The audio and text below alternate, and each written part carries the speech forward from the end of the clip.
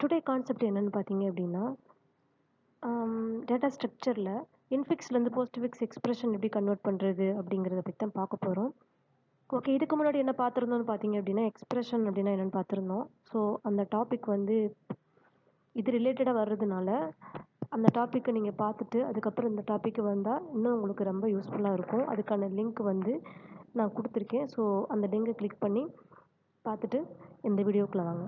Okay, இப்போ infix to postfix expression அப்படின்னு நம்ம கான்செப்ட் உள்ள போகிறதுக்கு முன்னாடி ஒரு 2 விஷயம் நம்ம தெரிஞ்சுக்கணும். ஒன்று வந்து என்ன அப்படின்னா, ஆப்பரேட்டருக்கான ப்ரியாரிட்டியை பற்றி நம்ம தெரிஞ்சுக்கணும். செகண்ட் வந்து ஒரு 3 ரூல் இருக்குது.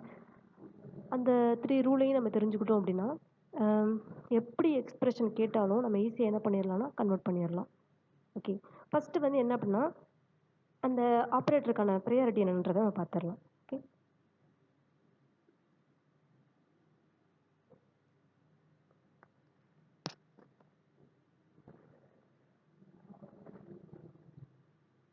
ப்ரையாரிட்டி ஃபர்ஸ்ட் ஹையஸ்ட் ப்ரையாரிட்டி எந்த ஆப்ரேட்டருக்கு அப்படின்னு பார்த்தா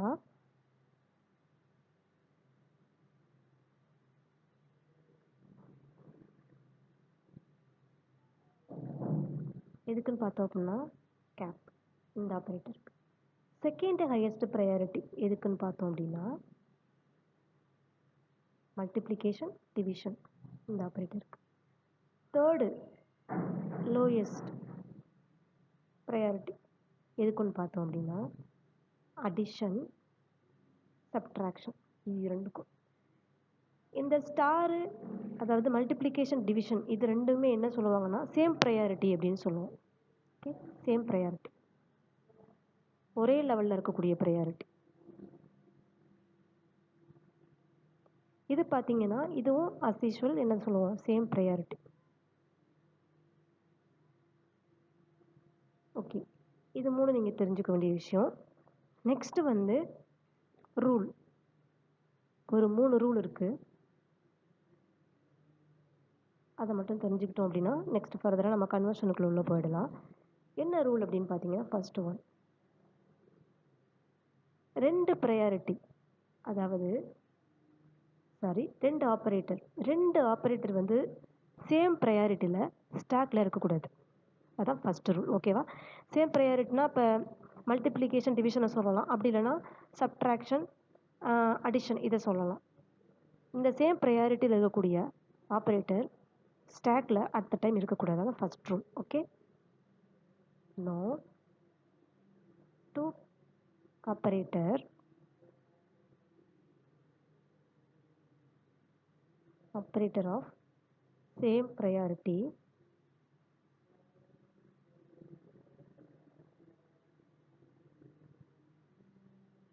in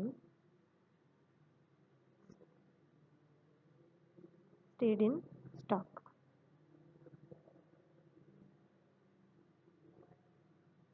ஓகே,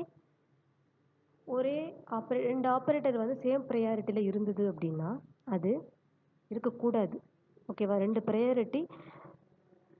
ஆப்ரேட்டர் சேம் ப்ரையாரிட்டியில் ஸ்டாக்கில் இருக்கக்கூடாது அட் த டைம். இதான் ஃபர்ஸ்ட் ரூல். செகண்ட் ரூல் என்னன்னு பார்த்தோம்னா ஹையஸ்ட் ப்ரையாரிட்டி வந்து லோயஸ்ட் ப்ரையாரிட்டிக்கு முன்னாடி இருக்கக்கூடாது.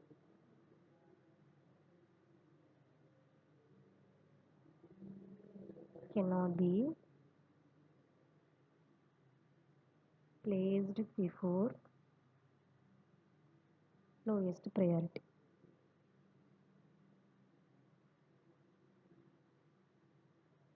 ஓகே, செகண்ட் ரூல் புரிஞ்சா.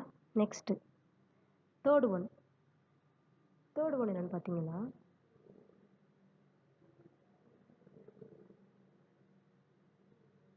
அதாவது இந்த ப்ராக்கெட் இடையில எந்த ஆப்ரேட்டர் இருந்தாலும் அதை என்ன பண்ணிடணும், நம்ம பாப் அவுட் பண்ணிடணும் ஸ்டாக்ல இருந்து. இது third rule. Okay, priority list உங்களுக்கு தெரிஞ்சிருக்கணும், ரூல்ஸ் தெரிஞ்சிருக்கணும். இது ரெண்டும் தெரிஞ்சிருந்தது அப்படின்னா ஒரு எக்ஸ்பிரஷனை ஈஸியாக என்ன பண்ணிடலாம், நம்ம கன்வெர்ட் பண்ணிடலாம். ஓகே, இப்போ இன்ஃபிக்ஸ்லேருந்து போஸ்ட்ஃபிக்ஸ் மாற்றக்கூடிய அந்த எக்ஸ்பிரஷனை இப்போ நம்ம இங்கே ரைட் பண்ணலாம்.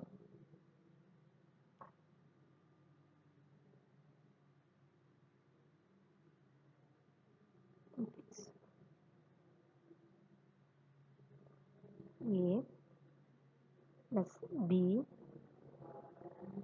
star bracket C plus D slash F plus D star E. இப்போ இந்த எக்ஸ்பிரஷனை நம்ம எழுதியாச்சு. இப்போ இந்த எக்ஸ்பிரஷன் நம்ம என்ன பண்ண போகிறோம் பார்த்தீங்க அப்படின்னா, நம்ம போஸ்ட் ஃபிக்ஸை மாற்ற போகிறோம் இந்த ரூல் வைஸ். ஓகே, மாற்றுறதுக்கு முன்னாடி என்ன பண்ணணும், ஆப்பரண்ட் தனியாக ஆப்ரேட்டர் தனியாக நம்ம பிரிக்கணும். ஓகே, ஃபஸ்ட்டு என்ன பண்ண போகிறோம், ஆப்ரேட்டர் வந்து டைரெக்டாக நம்ம போஸ்ட் ஃபிக்ஸோட அந்த கன்வர்ஷனாக வச்சுக்கலாம். போஸ்ட் ஃபிக்ஸ்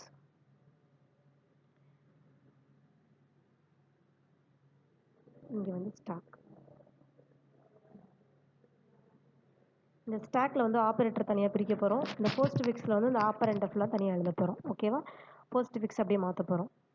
ஓகே, ஆப்பரண்ட் தனியாகவும் ஆப்ரேட்டர் தனியாகவும் பிரிக்க போகிறோம். ஆப்பரண்ட்டை வந்து போஸ்ட் ஃபிக்ஸில் ஆட் பண்ண போகிறோம். ஆப்ரேட்டர் வந்து ஸ்டாக்கில் ஆட் பண்ண போகிறோம். இந்த ஸ்டாக்கில் ஆட் பண்ணக்கூடிய அந்த ஆப்பரேட்டர் இந்த ரூல் வைஸ் இருந்தது அப்படின்னா ஆட்டோமேட்டிக்காக ஸ்டாக்லேருந்து பாப் அவுட் பண்ணிடணும். ஓகே ஓகே, இப்போ என்ன பண்ண போகிறோம், ஆப்பரண்ட் என்ன ஏ இங்கே போட்டாச்சு. ஆப்பரேட்டர் ப்ளஸ் கீழே இறக்கியாச்சு. நான் சொன்ன மாதிரி ஆப்பரண்ட்டையும் ஆப்பரேட்டரையும் தனித்தனியாக பிரிக்கணும். ஸ்டாக்கில் நம்ம வந்து ஆப்பரேட்டர் ஆட் பண்ணி வந்துட்டே இருக்கும் பொழுது இந்த ரூல் வைஸ் இருந்தது அப்படின்னா ஸ்டாக்ல இருந்து பாப் அவுட் பண்ணி போஸ்ட் ஃபிக்ஸ் எக்ஸ்பிரஷன்லாம் ஆட் பண்ண போகிறோம். இதுதான் சிம்பிள் கான்செப்ட். ஓகே, ஆப்பரண்ட் வந்து ஏ, ஆப்பரேட்டர் பி இங்கே போட்டாச்சு. நெக்ஸ்ட் என்ன இருக்குது, பி. ஆப்பரண்ட் இங்கே போட்டாச்சு. ஆப்பரண்ட் என்ன இருக்குது, ஸ்டார். நெக்ஸ்ட் என்ன இருக்குது, ப்ராக்கெட், அதையும் கீழே இறக்கிடணும். நெக்ஸ்ட் என்ன இருக்குது, சி மேலே சேர்த்துக்கணும். அடுத்து என்ன இருக்குது, ப்ளஸ் கீழே இறக்கணும். அதுக்கு இடையில இங்கே நீங்கள் செக் பண்ணிக்கணும் இந்த ரூலுக்கு அகேன்ஸ்டாக இருக்கான்ட்டு, அந்த ரூலுக்கு ஏற்ற மாதிரி இருக்கான்னு பார்க்கணும். ப்ளஸ்ஸு ஸ்டார், ப்ளஸ்ன்னு வந்து என்னது, நான் சொன்ன மாதிரி லோயஸ்ட் ப்ரையாரிட்டி, இந்த கொடுத்துருக்கேன் இல்லையா, லோயஸ்ட் ப்ரையாரிட்டி. நெக்ஸ்ட்டு ஸ்டார்ன்றது என்னது, ஹையஸ்ட் ப்ரையாரிட்டி. அந்த ரூல் வைஸ் பார்க்கணும் என்ன கொடுத்துருக்காங்க rule, no two operator of same priority.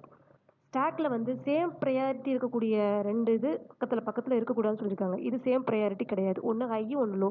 So first ரூலில் இது வராது. செகண்ட் ரூல் பாருங்கள், highest priority can not be placed if before lowest priority. Lowest ப்ரையாரிட்டிக்கு முன்னாடி தான் ஹையஸ்ட் ப்ரையாரிட்டி இருக்கக்கூடாதுன்னு சொல்லியிருக்கு, பட் இங்கே அப்படி கிடையாது.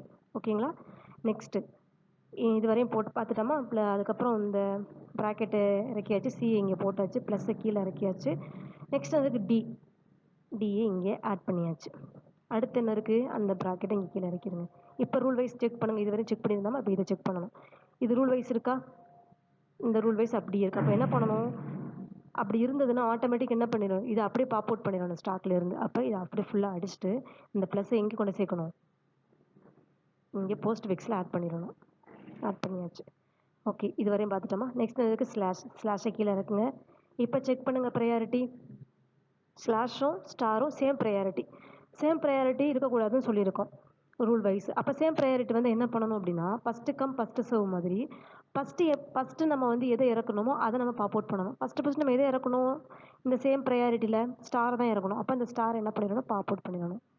அதை அப்படியே அடிச்சுட்டு இங்கே ஏற்றிடணும். ஓகே, ஏற்றியாச்சு. அடுத்து ஸ்லாஷ் வரையும் பார்த்துருந்தோமா. நெக்ஸ்ட் எஃப் இங்கே மேலே ஏற்றிருங்கணும். நெக்ஸ்ட் வந்து டிஏ ப்ளஸ்ஸை கீழே கொண்டு வந்துடணும். இப்போ ரூல் வைஸ் இருக்கான்னு செக் பண்ணுங்கள் ஆப்ரேட்டரை. No two priority of same priority, ரெண்டு சேம் ப்ரையாரிட்டி இருக்கக்கூடாதுன்னு சொல்லியிருக்கு. சேம் ப்ரையாரிட்டி இருந்ததுன்னா இங்கே எடுக்கணும், இங்கே ஸ்டாக்கில் இருந்து. ரெண்டு சேம் ப்ரையாரிட்டி இல்லை. நெக்ஸ்ட்டு பாருங்கள், highest priority can't be placed before lowest priority. Lowest ப்ரையாரிட்டிக்கு முன்னாடி ஹையஸ்ட் ப்ரையாரிட்டி இருக்கக்கூடாதுன்னு சொல்லியிருக்கு. ஆமாம், அதே மாதிரி தான் இங்கே இருக்குது. ஸோ இங்கே இருக்கக்கூடாது. அப்போ என்ன பண்ணணும், இதை அப்படியே அடிச்சுட்டு மேலே ஏற்றணும். இங்கே ஏற்றணும். ஏற்றியாச்சு. அதுக்கப்புறம் இது ரெண்டையும் செக் பண்ணணும். அதுக்கப்புறம் உள்ள இது ஏதாவது ஆப்ரேட்டர் இருக்கான்னு பார்க்கணும். இருந்தது அப்படின்னா அந்த ரூல் வைஸ் பார்க்கணும்.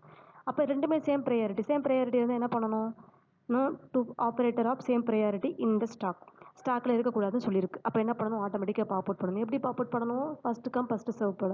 அப்போ ஃபஸ்ட்டு இந்த சேம் ப்ரையாரிட்டி இருக்கக்கூடிய ஆப்ரேட்டரில் எதை கொண்டு வந்தோம், இந்த ப்ளஸ்ஸை தான் கொண்டு வந்தோம். ஸோ இந்த ப்ளஸ் என்ன பண்ணணும், பாப் அவுட் பண்ணிடணும். அப்போ இங்கே ஆட் பண்ணிடணும்.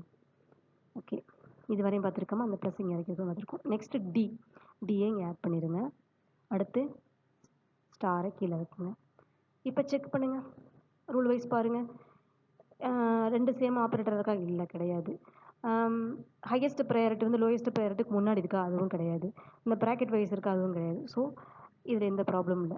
நெக்ஸ்ட்டு இஏ இங்கே போட்டுக்கோங்க. திரும்ப ஃபர்தரா நம்மள கன்டின்யூ பண்றதுக்கு இங்க எந்த எக்ஸ்பிரஷனும் கிடையாது. ஸோ மிச்சம் என்ன இருக்குது? இந்த ப்ளஸும் ஸ்டாரும் தான் இருக்கு. இது வந்து என்ன பண்ணணும்? Priority wise ஏத்தணும். ப்ரையாரிட்டி என்ன குடுத்துருக்கோம்? இதுல ஹையஸ்ட் ப்ரையாரிட்டி எது? ஸ்டாரா? ப்ளஸ்ஸான்னு பார்க்கணும். ஸ்டார் தான் ஹையஸ்ட் ப்ரையாரிட்டி. ஏன்னா ஸ்டாரும் ப்ளஸ் தானே இருக்கு. ஸோ அத பார்க்கணும். ஸ்டாரா ப்ளஸ்ஸான்னு பார்க்கும்போது ஹையஸ்ட் ப்ரையாரிட்டி ஸ்டார் தான். அப்ப இந்த ஸ்டார ஃபர்ஸ்ட் ஏத்தணும். அதுக்கப்புறம் மிச்சம் ப்ளஸ் மட்டும் தான் இருக்கு. அதையும் அடிச்சுட்டு இங்க மேல ஏத்திரணும்.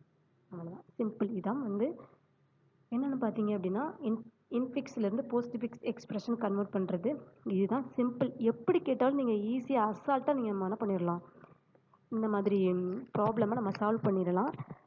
அதுக்கு இந்த ரூலும் இந்த ப்ரையாரிட்டியும் கண்டிப்பாக உங்களுக்கு தெரிஞ்சிருக்கணும். தெரிஞ்சிருந்தது அப்படின்னா ஈஸியாக அசால்ட்டாக நம்ம போட்டுடலாம். ஓகே, எல்லாருக்கும் அது புரிஞ்சிருக்கும்னு நினைக்கிறேன் இந்த கான்செப்ட். இன்கேஸ் உங்களுக்கு இதில் ஏதாவது டவுட் இருந்தது அப்படின்னா கமெண்ட் பண்ணுங்கள். பிடிச்சிருந்தது அப்படின்னா லைக் பண்ணுங்கள், ஷேர் பண்ணுங்கள், சப்ஸ்கிரைப் பண்ணுங்கள். தேங்க்யூ.